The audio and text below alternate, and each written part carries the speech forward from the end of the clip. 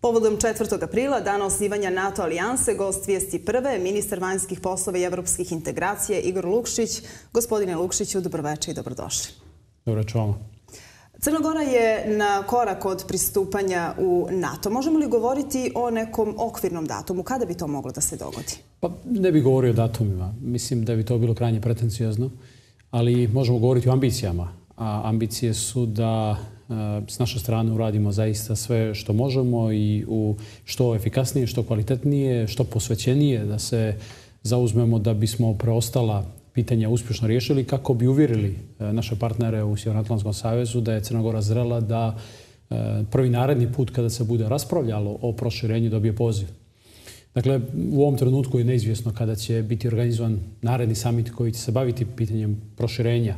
Ali ono što je važno jeste da smo svjesni koja su to pitanja kojima bi trebalo da se bavimo i ukoliko budemo, kao sam već kazao, iskazivali dovoljno posvećenosti, onda vjerujem da ni rezultat neće izostati, a to znači da će članice NATO-a smatrati da je realno da Crnoj Gori upute poziv. Integracija u Evropsku uniju i NATO su blisko povezane. Koliko bi nam članstvo u alijansi olakšalo put ka Evropskoj uniji?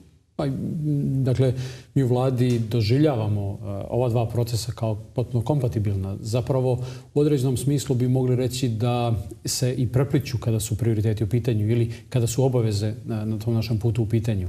Dakle, mi to vidimo kao jednu jedinstvenu, rekao bi, kampanju za Evropu. Dakle, Crna Gora u Evropi, Crna Gora u Evropskoj uniji, Crna Gora u NATO-u. Kada kažem Crna Gora u Evropi, odnosno kada to dodatno izoštrimo posmatrujući dva integraciona procesa, onda ćemo vidjeti da se po nekim pitanjima, kakvi su konsolidovana demokratija, kakvi su borba protiv korupcije i organizovanog kriminala, recimo, ova dva procesa potpuno prepliću. Ono što je karakteristika NATO integracije jeste da se ona prije svega tiče bezbjednosti, dakle potrebe da učestvujemo u kolektivnom sistemu bezbjednosti i samim tim obezbedimo garanciju, rekao bih jednu vrstu polise osiguranja za naše građane da u budućem periodu ne treba da brinu zbog svoje bezbjednosti. Onog trenutka kada riješite bezbjednost, onda je mnogo lakše dalje razvijati politički sistem, mnogo je lakše baviti se ekonomskim oporavkom i to je ono što je osnovni kvalitet svih zemalja koje su kroz tranzicijni proces ušle u NATO, a potom ga okončale ulaskom u Evropsku uniju.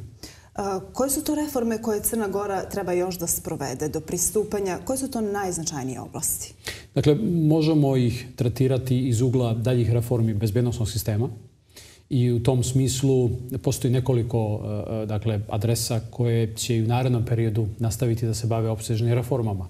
Dakle, da bi učestvovali u sistemu bezbjednosti, potrebno je sprovesti reformu u Ministarstvu odbrane, ali i u drugim segmentima društva, odnosno segmentima sistema uprave, koji će biti važni činioci tog našeg učešća u budućem djelovanju kao nekoga ko će učestvovati u familiji bezbjednosnih agencija, u familiji bezbjednosnih službi, u razmjeni informacija koje su jako važne da bi garantovali bezbjednost. Jer bezbjednost u današnjem svijetu podrazumijeva ne samo fizičku ugroženost u smislu da će vas neko napasti, već i učešća u smislu sukoba dvije države, već i u kontekstu terorističkih prijetnji, ali i u kontekstu cyber kriminala, odnosno mogućnosti da vaša bezbjednost bude ugrožena napadom na kompjuterske sisteme i tako dalje. Dakle, zbog svega toga je bitno da svi činioci koji su zaduženi za to učestvuju u procesu daljih reformi. I s druge strane, u svakom slučaju čini mi se da treba građanima ponuditi još argumenata kako bi bilo primjetno povećanje raspoloženja građana za ulazak u Sjevernoatlantski savez, odnosno NATO alijansu u trenutku kada se bude o tome mjerodavno raspravljalo, a to znači onog trenutka kada dobijemo poziv. Kada smo već kod građana, s obzirom na istraživanja, da li mislite da oni su upoznati dovoljno sa tim kolike benefite donosi članstvo u alijansi? Tu prije svega mislimo na ekonomski. Pa mislim da na tome treba kontinuirano raditi.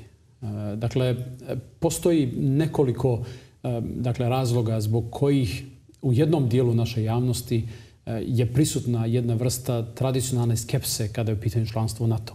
Dakle, prvo potrebno je građanima objasniti da je sam NATO prošao kroz ozbiljnu tranziciju i da je to sada NATO koji je, dakle, familija zemalja koje grade svoje bezbjednosne sisteme da bi se suočili sa svim ovim prijetnjama o kojima sam malo čas govorio. Dakle, to više nije samo sukob između zemalja, nego i potreba da obezbedite bezbjednost kada je u pitanju moguća teroristička prijetnja ili kada je u pitanju prijetnja organizovanog kriminala za bezbjednost sistema ili kada je u pitanju prijetnja, dakle, ugrožavanje kompjuterskog sistema.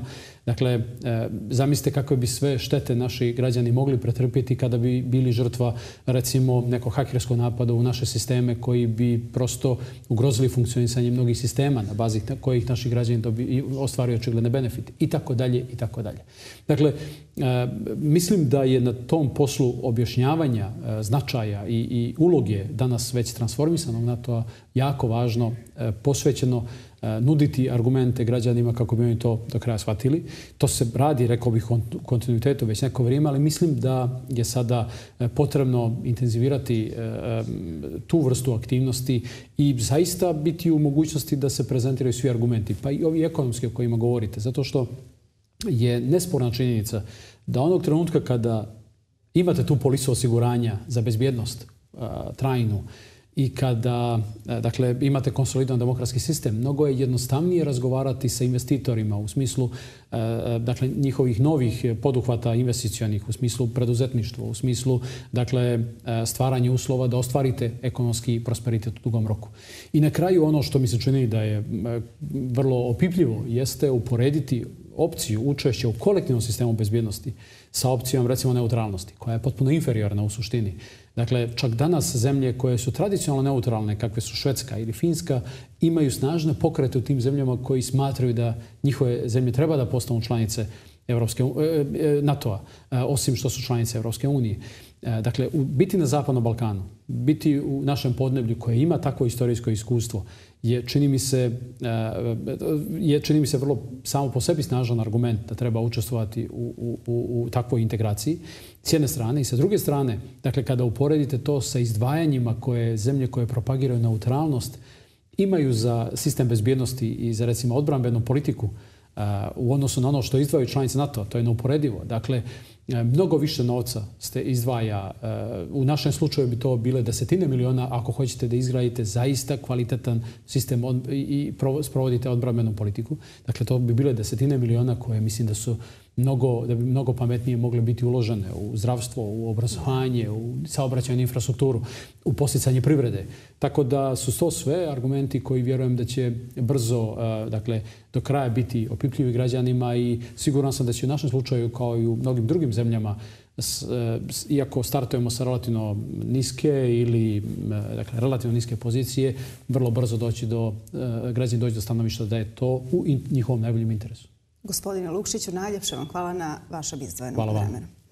Što su sve naučili crnogorski vojnici tokom brojnih obuka i misije pokazali su mladima u Danilovgradskoj kasarni. Evo njihovih, ali i utisaka vojnika.